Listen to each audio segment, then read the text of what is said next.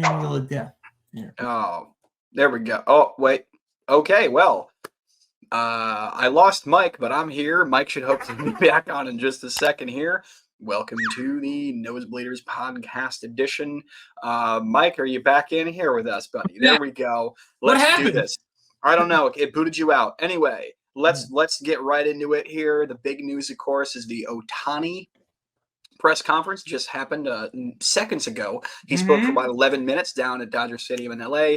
I listened to it via I love that we live in this era now, Mike, where you can just, no matter what's happening in sports anywhere in the world, you can just click on the local station and find it. Yeah. So I found it on 570 AM in LA. So, I don't know those guys, but shout out to them. I'll give a quick summary of what he said. I don't have the audio, but so he said he was saddened and shocked that someone would do this to him. He said that he was limited in what he was actually allowed to talk about, which makes sense because I assume, if there's any type of heavier authorities like MLB or FBI or whatever, he obviously is not legally allowed to talk about it. He said multiple times during it that he never bet on this, on any sports. He never asked anyone to bet on his behalf. He never paid any bookies. That he never paid anyone to, he never was involved in any of this. And he said it up until a few days ago, he didn't know about how any of this was happening. Because remember, the translator guy, the Ipe, that was his only lifeline to the rest of the world. So if this dude didn't tell him something, he just didn't know. And so this dude hid this from him for quite a while. And he said that the dude told a bunch of lies and stole money from him. And the whole story about paying off the gambling debts is bullshit. He didn't say bullshit, but he said that his words were a complete lie. And he also thanked the media for taking a while for talking to him, because he didn't even know about this till a few days ago. And I honestly, I believe him overall. What are your impressions, Mike? What do you think? Lies, all lies. No, I don't know. I don't know. We'll see. I mean, it seemingly seems true. It's very tough in these situations because they're prepared statements. He's already had a few days to speak to his lawyers and his people supporting him in this situation. So, who knows what they told him to say? Who also knows what he can and can't say? But, to adamantly come out and say that he didn't gamble at all and do this and I was being robbed, if that's a lie, that's really going to come back to bite him. But, well, that's the only way that we can move, that he can move forward. This, I mean, because here's the thing: if you want to get conspiratorial with this, which was what it sounds like, you were kind of going down that path a little bit. I don't want to put words in your mouth in any way, Mike. But what I will say is this: is that you're not entirely crazy to think that, because there might have been a meeting where Rob Manfred. And whoever, Shohei's lawyers and Shohei's agent and everyone sat down and go, look, we need to fucking squash this right now. We cannot lose our $700 million best player potentially of all time, to a stupid gambling thing. He goes, we need a story. We need it now. We need to be coherent with this. I mean, there's a 9-0 chance that literally they caught him doing this, but they're like, fuck it. There's too much money. We're expanding to a global market. We can't. We can't just kick this guy out. He's too big of an entity. So you're not crazy to think that, Mike.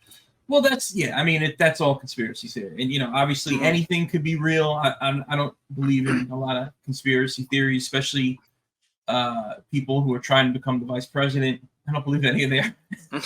They should stick to quarterbacking. No, but seriously, this reminds me a little bit of when Michael Jordan retired, and the theory is that he was secretly suspended for gambling, and the whole thing with his dad and his mob, and it was so dirty. They're like, well, we can't. This is Michael Jordan. We can't let this blow up. It'll ruin the NBA. It's the same. Yeah, no, actually, that's a really good. I didn't even think of that, but you're right. That's a great comp because it's the same level of player. Yeah, really, so it is. Yeah, it is exactly. So honestly. What I think is, I'm only half kidding or whatever, because, I want Aaron Judge to be the best player in baseball. And damn it, Ohtani, if you aren't as good as Babe Ruth, you might be better. And it drives me nuts because, that's two Yankees he's knocking off the pedestal. But honestly, we don't know much about Ohtani, obviously, because he does not speak English. He's not in front of the media. We don't know anything about him. We don't understand his language, so we don't get a sense of his personality. Just say you hate foreigners, Mike. Just say it. Right. No, but no, we don't know anything about this guy. We just know he plays baseball. He I plays know he's really well. good at baseball. He's really Yeah, good. He just got married. He's got I forgot his dog's name. We only all found out his dog's name a yeah. few weeks ago or We whatever it was. we get a sense Yeah. he's a good guy. He seems like one of the last people you would think this would happen to. So you would hate to think it's true. And that right there, I want to Yeah, piggyback off what you just said. He yeah. seems like a good guy. Right now, Seems. he has endorsement deals. He has a clean image. He's Yeah, bringing an entire another country in to pay attention to yeah. this sport. He is so fucking valuable that Right, they right. cannot risk losing the good guy image because Oh yeah, even if it turns out he was dropping $5 million on sports betting, they don't want to lose that. they can't let that out. I think And so, but so that's just yeah, really it. Good guy I, image. You can't fuck with it. I think somebody of his stature is making it difficult. If that's true, it's because Mhm. he's so big around the world. But we're not like beyond naive to think like an athlete would do something like this and get in trouble. The thing is more or less of it's a scandal. If you look at it, if let's say hypothetically, I'm not saying he did, but let's say he bet on baseball and he bet on these games. So if you bet on baseball and it impacted the way he played the game and it affected the outcome of the games, yeah, that's a terrible thing to do in your profession. You should be kicked out of baseball. If he gambled on sports, well, everybody gambles on sports. It's just not legal in California. If he used an illegal bookmaker, he was dealing with an unlawful individual and he was doing it illegally. But we've seen athletes get away with worse or be accused of worse. And These dudes get away with everything. They get away with yeah, car theft. They get away with rape. They get away. I mean, if you or I did some shit like this, we'd be in the slammer pretty quick. yeah. So I think it. Really, did he do anything really severely evil? No. If he did gamble, so at the end of it, we'll find out what will happen. We don't know the facts, but Yeah, and then that goes into the whole. Then you get into the Pete Rose situation where Pete yeah, Rose is sitting there going like, "I've been banned from this sport for multiple yeah, decades, and yeah, now you guys are all rushing to defend this guy. Are you out of your fucking mind?" Like he's probably yeah, sitting there, heated about this. But if it turns out that Shohei is not lying and that this story is true, but yeah. basically he did throw his translator guy under the bus, Oh, he which is totally kind of did. yeah, he totally did. He ruined him in his press conference. I would say that was the path forward, whether he's telling the truth or it's the conspiracy theory. Both ways, this is what Yeah, he was going to be, no matter what, for sure. like the translator. What's his name? His name is Ipe. I forgot to say his name. Ipe, I think his name Ipe. was. Yeah, excuse Ipe. me. That's a cool name. He seems to be. If you're a conspiracy theorist, he's the fall guy. He's like, listen, they pulled him aside. Listen, you're taking the blame. We're not ruining Ohtani. We'll throw you a little money. You'll be fine. But Yeah. No, I'm with it. Like they probably said, like, what we're be- going to do to you, we're going to send you back to Japan, but you're going to get to keep that $5 million. You're set for Yeah. life. This guy's way too valuable. No, like there's a non-zero chance that happened, and that's what makes this story so intriguing. That's why everyone's paying attention. It's interesting, man. But yeah, man, as far as the press conference goes, Shohei said everything beat by beat, exactly what you thought he was going to say. He threw the guy under the bus, said, "I didn't do this shit. Leave me alone." Basically, I want to go play some ball. And because it was about 11-minute press conference. Granted, only 5.5 or 6 was in English because they had to go back and forth. But the last 3 minutes of it was just him talking about how excited he was for the season. Like, let's focus on ball, that kind of thing. Everything you thought he was going to say, he said. Is sort of my reaction to this. Do you remember when A-Rod went on Mike Francesa's show and he said, "I'll never forget it. I did not cheat," and blah blah blah. Like, he had lawyers telling him to say that. That guy, like, A-Rod is such a douche. I need to do an episode. I have no time, but I want to do an episode about why I hate Rob Manfred, and I want to do an episode of why A-Rod's a douche. I'm a Yankee fan. I'm as big as they come, but A-Rod is, every story I've heard about this guy off the field is just screams raging douche nozzle. And when he goes on, because I remember what you're talking about. I remember that day, Mike. He goes on to Mike Francesa, and he goes, his exact quote almost was, "I have people that really hate me, and they come up to me and they go, I really hate your guts, but you're getting railroaded." People don't talk like that. That's ridiculous. And that's how I knew he was full of shit. I'm sitting there going, "Oh, this guy is completely full of shit." You can just tell that he's was. full of shit. Whereas the thing is, granted, there was a language barrier, but I didn't get the full of shit thing out of Shohei. I got his because you can tell like mannerisms even through language. He seemed genuinely confused. Like, hey, this is what happened. Oh, you this saw shit the video? Is crazy. No, but I listened to it on the radio, and just his tonality seemed very. There was no video feed allowed. The only feed that was allowed was the audio. I was going to ask. That's kind of weird, no? Well, no, for something that's this high caliber, because remember, he did say at the very beginning, he goes, look, I'm very limited to what I'm actually allowed to talk about because there's an ongoing investigation. That actually makes sense.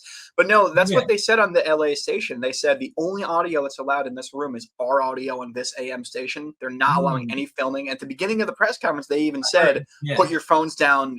No one's filming this. It was pretty close, pretty tight. Very interesting.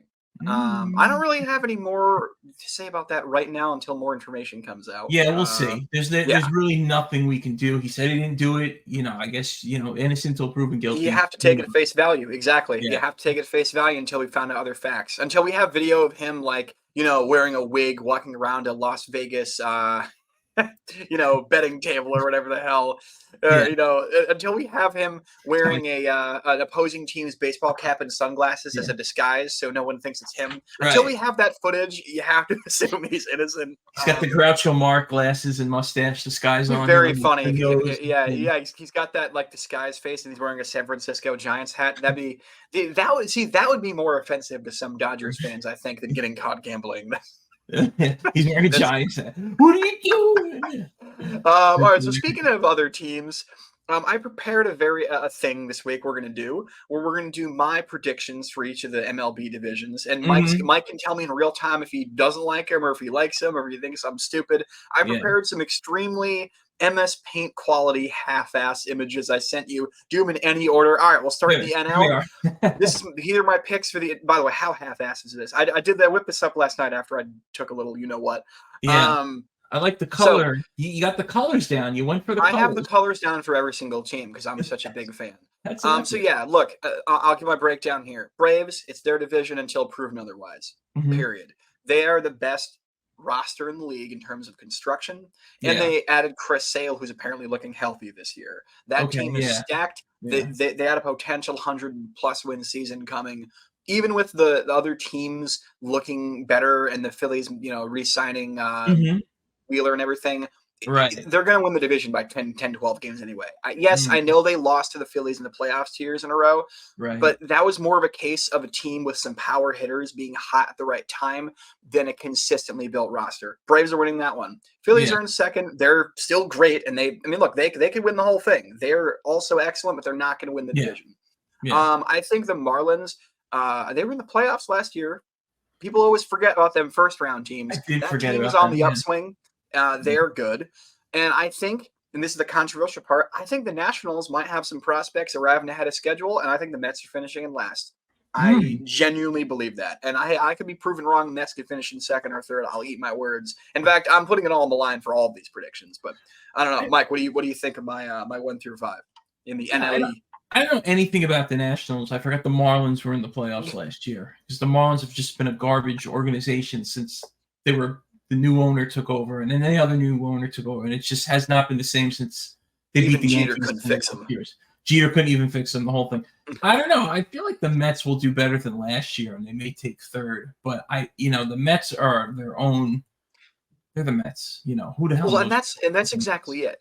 You said you didn't know anything about the Nationals. The Nationals are a team that's proven that they can break down and rebuild. Remember, this is the team that tanked for a while, and then they were a contender for a while.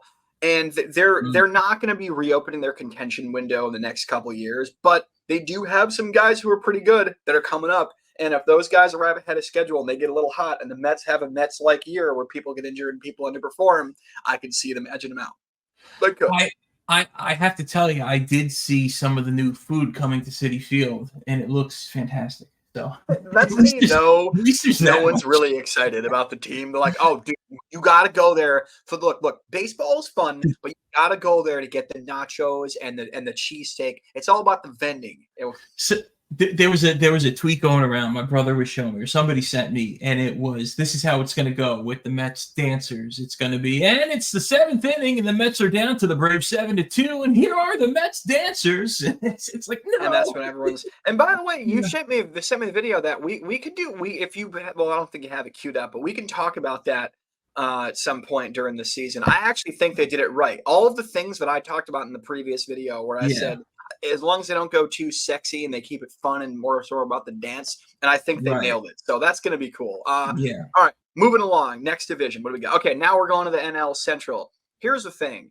The NL Central is a garbage division, much like the AL Central, which we're going to get to in a few. I think that people forget that the Reds were only a game or two out of making the playoffs last year. They got Bader from the Yankees. They were trying to make that late push. They couldn't quite get in, but they are a team that's on the upswing. They are the ascending team right now in that division. Right. You have, so I'm going with the Reds winning that one. Cubs, I think, are going to get in second. I think the Cubs are good.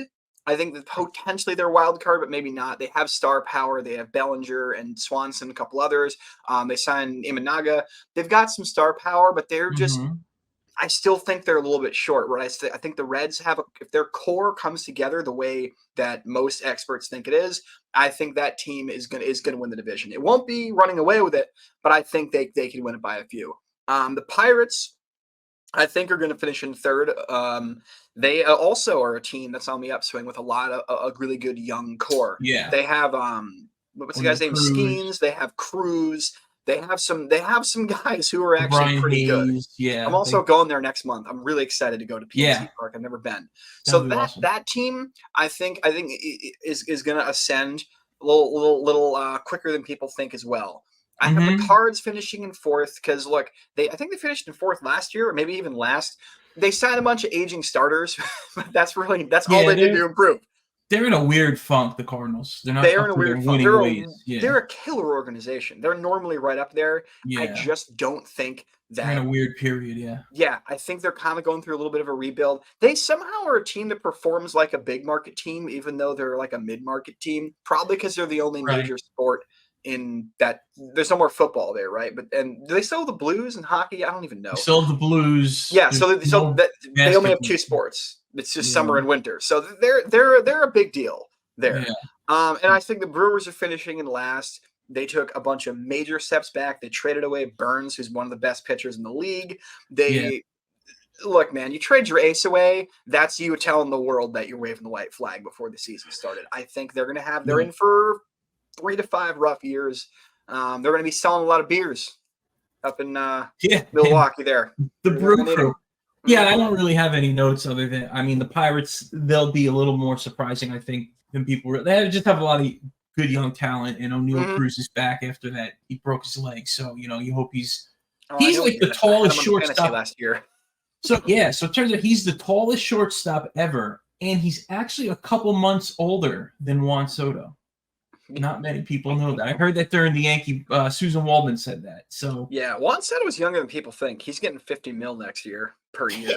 Yeah, he came up when he was 19. All right, moving along. What do we got next here? Okay, so this is one that I have a sort of a category that I'm going to introduce right now. I'm going to use it for a couple AL teams, and that category is called. I call it "Show Me" teams. You have to show me that you actually mean it. Now, Dodgers, it's kind of like the Braves. Until somebody takes it from them, it's theirs. I don't think anyone's taking them down. I don't think that's controversial. I got Arizona in second.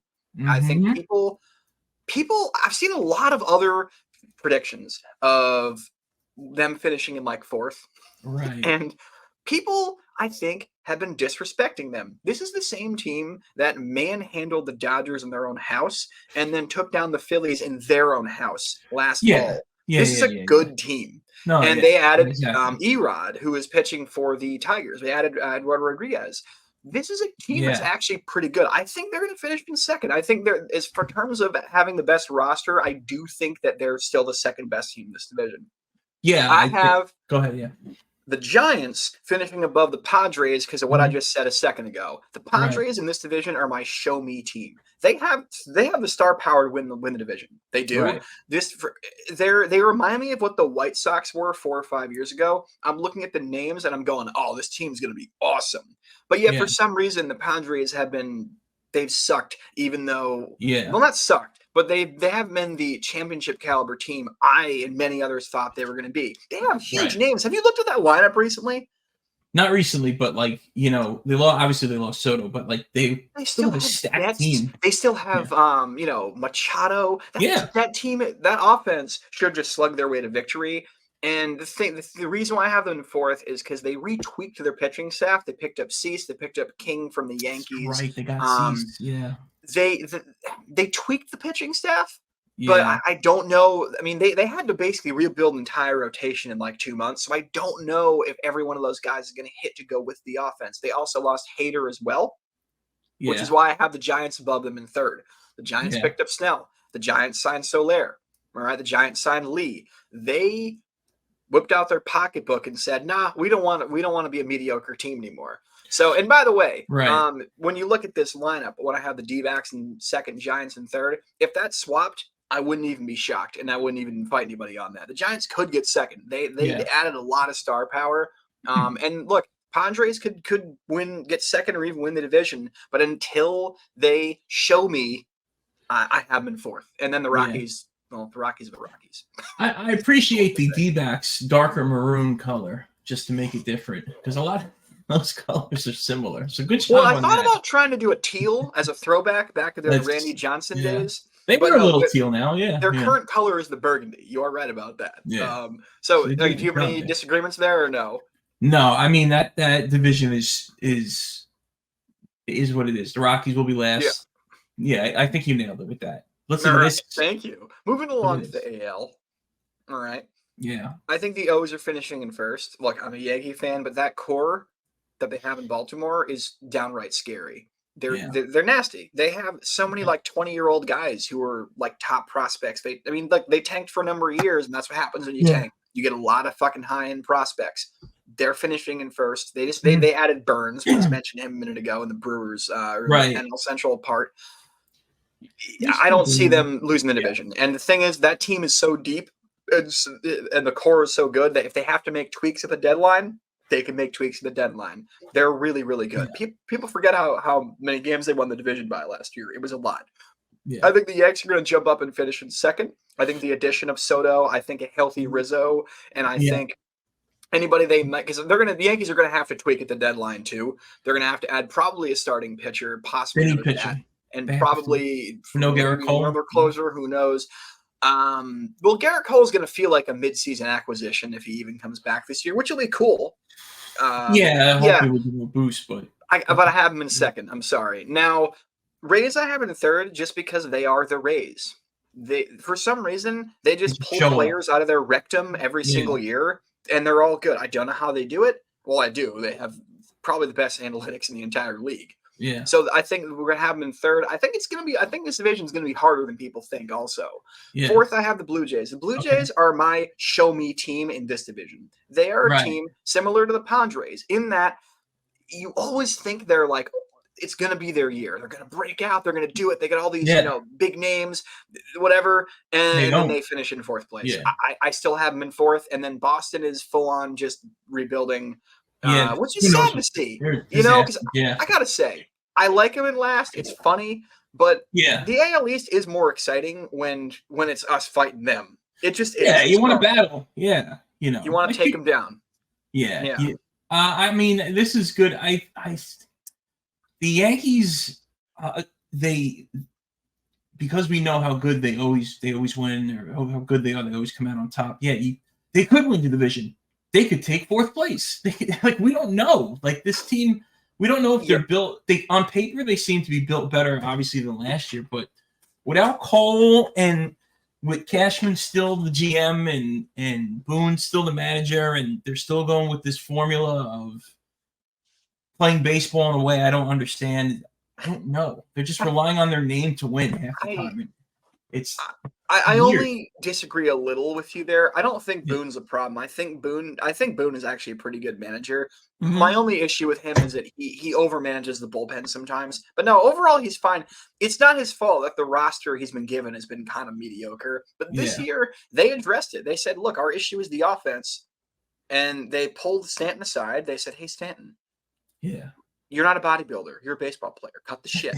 You're getting Go shape. do some yoga. Get flexible." And then they got Soto, and Rizzo is going to be healthy. The offense is going to be better than last year almost by default. Like, you know how they talk about like regression to the mean?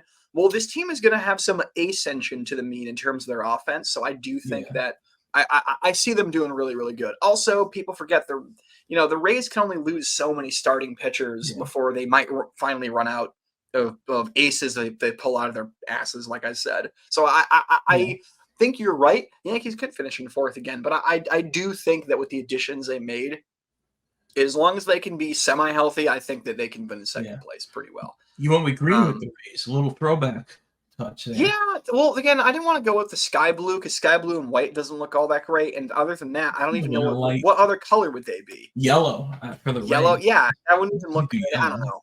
I went with the Devil Rays colors. I don't know. Their color scheme is weird. They got a weird color blue that's not even on the color spectrum. So they invented an extra color just for them. They're an expansion team. All right, moving along. All right, this one here was the hardest one for me to do. This is the AL Central. And the reason why is because this division, much like the NL Central, is trash. And it's always different. It's always somebody you don't think is going to win. The reason why I have the Guardians finishing in first is because last year they went through a bit of a sophomore slump with a lot of their players. People forget 2 years ago they were the youngest team in the league, and they made the Yankees work for that DS. They made the Yankees work for that playoff victory series. That team has got a really good, really young core. And this year, they got Bieber back. McKenzie's coming back. They've got a really good rotation. They're kind of like the Rays. They always just invent these starting pitchers who are ace level. So I think the Guardians are going to have a rebound year. I think that they're going to win it. I think the Royals are going to finish in second place. Mm-hmm. They added a lot of free agents this year. It was early in the offseason, so a lot of people forgot. That team added a lot of pretty decent players. And so I think that they're going to finish above the Twins. The Twins, they lost Sonny Gray to the Cardinals. He signed him. And I think that the loss of Sonny Gray, I know it sounds crazy as a Yankee fan to say that, but Sonny Gray finished like second in the Cy Young last year. Losing an ace of that caliber, that can bone a team. So absolutely it is best. So I really think they're going to regress. I think the Tigers are gonna get over the White Sox, and the White Sox, look, they traded Cease. They're waving the white flag, no pun intended. Yeah, I think they're gonna be bad. They're gonna be not quite like Oakland A's bad, but they're gonna be bad. They're gonna be almost handedly. Because here's the thing: the Tigers could be better than we think too. They've been building their core for a little while. They're on the upswing, whereas the White Sox are starting their rebuild. So that's why I have the Tigers in fourth and the White Sox in fifth. What's the White Sox stadium this year? Is it still U.S. Cellular Field? No, it was like, wasn't it like DiscountDepot.com or something, or Discount Double Check? Oh no, it was Guaranteed Rate Field for a while, right? Guaranteed Rate or Rate? Guaranteed Rate. Okay. RATE, not RAPE. Guaranteed Rate Field. Yeah. Well, I think I've been there. By the way, it's an okay stadium, but there's a lot of things they could do better. I'll be nice and put it that way. But by the way, related to that, did you see the renderings they put out a couple weeks ago of potentially new? They want to build a new stadium right on the river. That'd be so sick. Them and the Royals were looking for new stadiums. I hope they both happen. I've been to both. They're both very dated. Like, look, Kauffman is cool, but it's dated. And even with the renovations in the museum, it's fun, but it's very dated. And in the same way that they talk about, like, the Angels need one, the old model of putting a huge parking lot with a stadium in the middle is not a thing anymore. You have to have the ballpark village, as they say. Anyway, that's a bit of I'll do a whole episode on the parks I've been to at some point. Right. Moving along, this is the NL. Or NL, it's the AL West. The AL West. Now, I have the Rangers winning the division for one simple reason. They were supposed to win it last year. They almost won it last year. people also, and people do forget this, but the Astros went on a semi-miracle run to win the division. The Rangers and Mariners played against each other to end the season. The Astros swept, I think it was the Diamondbacks or somebody they played. The Astros won the division on the last day of the year. They got extremely lucky. And if the schedule was laid out differently, I think they don't win the division. Also, they were terrible for the first few months. Right. Look, the Astros are a well-built team, cheating or not cheating. I think they're really good, but the Rangers were winning the whole entire division until they stumbled the last week of the year. Yes, I know every game counts the same, but they could be getting a full season of Scherzer healthy this year. And whereas the Astros right now, they're down Verlander, they're down McCullers still. They actually have some vulnerabilities in the starting pitching staff, and I could see them potentially stumbling out of the gate just like they did last year and unable to recover the way they did last year based on scheduling, based on performance, all that stuff. And also, too, every team, they say every dog has their day. Every team eventually does fall off. And they could finally have that year where they, like last year, the Yankees had a nightmare year with injuries and all this other crap that happened to them, where they actually, but for now, I still think they're second best in the division. The Astros are really good. I mean, the ALCS last year was very exciting. They're a good team, but I still have them in second. I have the Rangers actually finally taking it this year. The Mariners are my show me team for this division. The Mariners are a team who I've been waiting for. Oh, I've been waiting. Their fans have been waiting for decades for them to finally have that breakout season that we've been expecting them to have for a long time. By the way, the Mariners have a damn good pitching staff. They could win the division. Yeah. Okay. But until they do, they're my show me team. They got to show me that they can actually do it. They got Julio Rodriguez. Yeah, you want to see. You like him. He's a good player. So he's great. You want to see these guys pop up. Angels going to be in fourth only because the A's are that bad. The Angels are also terrible. They lost Shohei. They're terrible. The Angels need to do stadium. They need a new owner. They need Mike Trout. They need Mike Trout to say, it's time for me to get traded to a team that actually contends. They're a freaking mess right now. And they'll finish in fourth, but only because the A's are. You feel for the fans in Oakland, by the way. Okay, what's dealing with them? And we did a whole episode on that crap about the stupid Vegas con job that their owner John Fisher is doing. Well, we can do more on it later. By the way, do you like the Kelly Green I went with for the A's? You like that? It was good. I like it's different from the Mariners. The Mariners have a more of a teal kind of look. I think the color scheme works here. The Angels and the Guardians could be more red. But, the Angels, that's more their traditional 80s red, They need to go back to the blue and red. Not the 80s uniforms, but more of a blue and red uniform. Yeah. All right. So, you know what? On a future episode, I'd love to hear your predictions. I can argue with you and tell you if you're wrong. I don't know if you have any. I kind of talked really fast through this, but any responses to any of these, or if any you want to go back to, or anything like that? No, I think I'm just interested in seeing what happens with the Yankees.